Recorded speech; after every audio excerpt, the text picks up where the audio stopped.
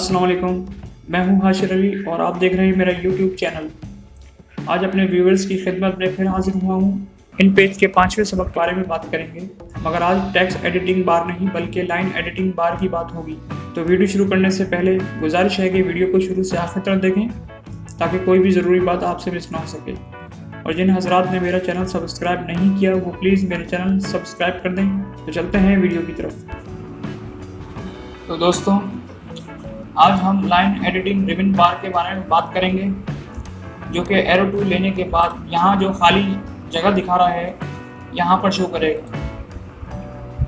मिसाल के तौर पे मैं यहाँ पर एक बॉक्स ले लेता हूँ।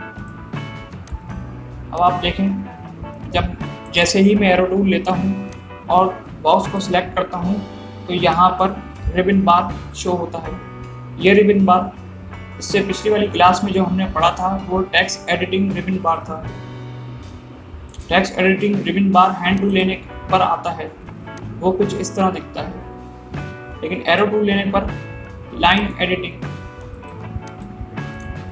देख रहे हैं आप, ये बॉक्स के ऊपर लाइन देख रहे हैं। ये लाइन एडिटिंग टूल जब हम इस्तेमाल करते हैं एरो टूल के ज़रिए तो यहाँ रिबन बार एक होता है जो लाइन एडिटिंग के लिए इस्तेमाल किया जाता है। इस रिबन बार का इस्तेमाल अब हम सीखेंगे। आज की क्लास हमारी इसी पर है, तो आज हम इस पर बात करेंगे। तो आपको सबसे पहले ये दो ऑप्शन चूज करने हैं। अब देखना ये है कि ये दो ऑप्शन क्या काम करते हैं। ये दो ऑप्शन इसको लोकेट करने के लिए होते हैं, मतलब जिस जगह पे आप रखना चाहते हैं फाइल को। वैसे तो आप माउस भी इस्तेमाल करते हैं, लेकिन जहां आप उसको माउस से ड्रैग करना चाहते हैं वहां पर ये ड्रैग हो सकता है। अब देखिए, मैंने एरो टूल लिया है, मैंने इसको सिलेक्ट किया और मैं अभी इसको माउस से सिलेक्ट कर रहा हूँ। लेकिन ये यहाँ पर आप जो फिगर देंगे उससे भी ड्रैग हो जाएगा। अब आप देखें, यहाँ पर अगर मैं टॉप वाले पे 4 रखता हूँ और बॉटम वाले पे 2 रखता हूँ, अब आप देख सकते हैं कि यहाँ से इसने अपनी एक जो वैल्यू मैंने डाली थी उस हिसाब से ये सेट हो चुका है। इसी तरह इसमें ये दो ऑप्शन और भी हैं जिससे जो मैंने बॉक्स बनाया है इसकी मेजरमेंट की जाती है। यानी कोई भी ऑब्जेक्ट आपका अगर होगा और आप एरो टूल लेके इसको सिलेक्ट करते हैं तो ये आपकी यहाँ पर मेजरमेंट इसकी शो करेगा। फर्ज कर लें आपको पासपोर्ट साइज़ फ़ोटो का जो साइज़ है 1.5x2, अगर आप इन दो बॉक्सों में वो साइज़ डालते हैं, ऊपर वाला विड्थ के लिए है, नीचे वाला हाइट के लिए।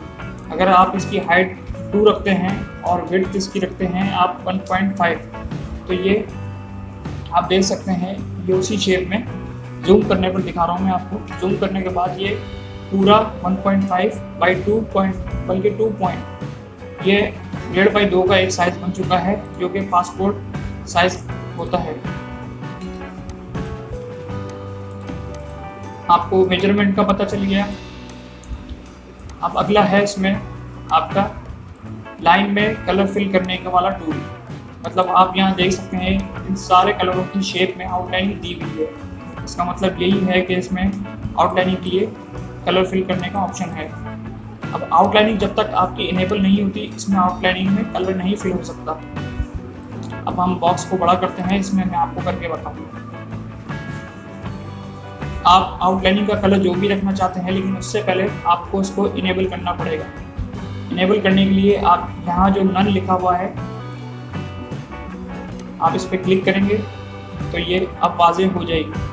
लाइन वाज़ेह होने पर आप इसकी विड्थ जो है, ये इसके पॉइंट जो हैं आप 4 भी कर सकते हैं। जो आपकी मर्ज़ी, आप लाइन की विड्थ इस वाले पॉइंट से दे सकते हैं।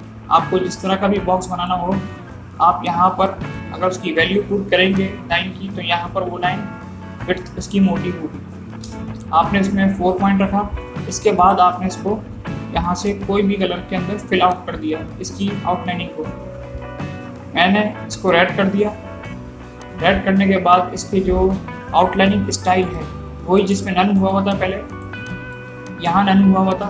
अब इसमें एक तो सिंपल लाइन का ऑप्शन है, दूसरा इसमें डबल लाइन का ऑप्शन है। तो आप अपनी मर्ज़ी से कोई सा भी ऑप्शन चूज़ कर सकते हैं। मैंने डबल लाइन का ले लिया। अब आप करेंगे तो आपको पता चलेगा इस तरह के जितने भी इसमें ऑप्शन हैं आउटलाइनिंग के लिए दिए गए। मैंने अगर ये वाला सेलेक्ट किया तो ये इस तरह शो करेगा, अगर इसके अलावा कोई दूसरा देता हूँ इस तरह का तो ये इस तरह शो करेगा। बस आप यहाँ पर इस ऑप्शन पे जो नन हुआ हुआ होता है वहाँ पर आपको कोई स्टाइल देना पड़ता है। मैंने इसको एक स्टाइल दे दिया।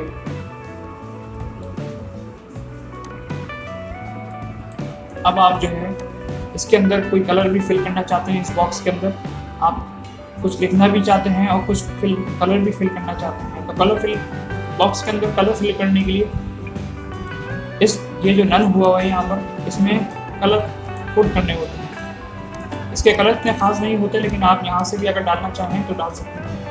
मैंने इसमें सियान कलर लेकर पुट कर दिया और आउटलाइनिंग स्टाइल इसकी मैंने डबल कर दी। डबल करने के बाद अब आपका शेप आप देख सकते हैं, ये शेप इसमें आप टेक्स्ट एडिटिंग भी कर सकते हैं। आप इसमें सिंपली इसको बॉक्स भी बना के कहीं रख सकते हैं। इसमें अगर हम चाहते हैं, अगर 2 बॉक्स बना के हम उसको कॉलम वाइज टाइप करना चाहते हैं, मतलब आधी टाइपिंग हमारी इधर आए और आधी टाइपिंग इधर आए, तो इसके लिए आपको यहाँ जो एक ऑप्शन शो कर रहा है आप यहाँ क्लिक करें। ये जो नंबर 1 लिखा है, ये वाले ऑप्शन पे जो नंबर 1 लिखा है, आप अगर इसको 2 कर देते हैं तो यहाँ पर एक कॉलम बना हुआ आता है। आप देख सकते हैं यहाँ पर 2 लाइनें आ रही हैं और इसके बीच में एक गैप है। अब इन 2 लाइनों के दरमियान मैं आपको क्लियर थोड़ा सा करके दिखा दूँ। ये देखें, मैंने हैंड टूल लेकर जब इसमें पुट किया तो यहाँ पर ये लाइनें वाज़ेह हो गई। मतलब जो भी आप टाइपिंग करते हैं वो यहाँ नहीं आती, बल्कि इसके दूसरे वाले बॉक्स में चले जाती है। यानी एक ही बॉक्स के अंदर 2 कॉलम बन चुके हैं। अगर आपको इन दोनों कॉलमों के बीच का जो फासला है, जो ये लाइन आ रही है, इसकी जो स्पेसिंग है, अगर वो आप बढ़ाना या कम करना चाहते हैं तो जो नीचे ऑप्शन 100% का दिया हुआ है, आप सॉरी ये ऑप्शन नहीं है, आपने एरो टूल लेकर दोबारा आपको टेक्स्ट लाइन एडिटिंग रिबन बार पे जाना है और यहाँ क्लिक करना है। आप देख रहे हैं यहाँ पर 2 कॉलम मैंने किए थे और यहाँ पर जो है कॉलम की स्पेसिंग साइज दे रहा है। अगर मैं 1 कर देता हूँ तो आप देख सकते हैं इधर साइज़ बढ़ चुका है। मैंने 1 इंच किया है इसको, इसी वजह से ज़्यादा हो गया। अगर इसको मैं करूँ 0.25 इंचेस तो देखें ये वापस उसी जगह पर आ गया। अगर मैं इससे भी कम करना चाहता हूँ, अमूमन तो उसमें कम ही रखने क्योंकि बॉक्स मैंने छोटा बनाया है। आपने एंटर किया तो ये आप नॉर्मल हो गया, यानी मतलब एक नॉर्मल मार्जिन के इसमें आ गए। अब आप इसको दूर करके देखें और अगर कुछ टाइप करना चाहते हैं आप इसमें, तो मैं आपको इसमें टाइपिंग भी करके शो कराता हूँ कि इसमें टाइपिंग किस तरह आती है। मैंने अपना नाम लिख लिया और उसको कॉपी पेस्ट किया। अब आप देखिएगा जब टाइपिंग, मान लीजिए ये टाइपिंग हो रही है और जब टाइपिंग होते हुए ये रॉ ख़त्म होगी तो दूसरी रॉ में किस तरह जाएगा। देखें अब दूसरी रॉ में जा चुका है और यहाँ पर भी पूरा फिल हो जाएगा। आपने देखा दोस्तों, ये पूरा फिल आउट हो चुका है। अगर आप करीब से देखें तो आप ये देख सकते हैं जो मैंने यहाँ फासला दिया था 0.01 का, वहाँ पर उसी तरीके से ये आया भी है। अब इसमें जो लास्ट ऑप्शन है मेरे ख्याल से टिल्ट का ऑप्शन है। टिल्ट का ऑप्शन ज़्यादातर बॉक्स वगैरह में काम भी नहीं आता। अगर आप करना भी चाहते हैं तो यहाँ से ये जो टूल आपको मैंने पहले बताया था टूल्स वाली क्लास में, उसमें आप लेकर उसको वैसे भी टिल्ट कर सकते हैं या फिर आप इसको फिगर डाल के टिल्ट कर सकते हैं। अगर आप 45 डिग्री पे इसको टिल्ट करना चाहते हैं तो ये इस तरह शो होगा, और अगर -45 डिग्री करेंगे तो ये राइट हैंड की तरफ टिल्ट होगा, और अगर 0 कर देंगे तो ये वापस अपनी जगह पर आ जाएगा।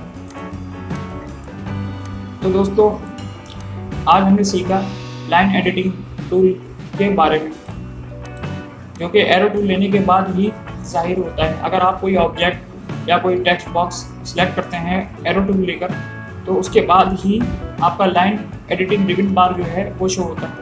तो आप ये याद रखिएगा, जब भी आप लाइन एडिटिंग रिबन बार की बात हो तो आप एरो टूल लेकर कोई ऑब्जेक्ट सिलेक्ट कर चुके हों, वरना आपको ये हैंड राइटिंग मतलब हैंड टूल के बाद जो रिबन बार दिखता है उसमें नज़र आएगा। आपका बॉक्स तो होगा लेकिन आपको वो वाला रिबन बार नज़र नहीं आएगा, लाइन एडिटिंग वाला। तो आपको एरो टूल लेकर ऑब्जेक्ट सेलेक्ट करना है, उसके बाद ही आपको यहाँ फॉर्मेटिंग सारी देखने को मिलेगी। तो उम्मीद करता हूँ आपको आज की क्लास अच्छी लगी होगी, और अगर अच्छी लगी हो तो लाइक और शेयर कर दें, मेरा चैनल सब्सक्राइब कर दें, और आइंदा इंशाल्लाह दूसरी वीडियो में हाजिर होऊंगा। तब तक के लिए अल्लाह हाफ़िज़।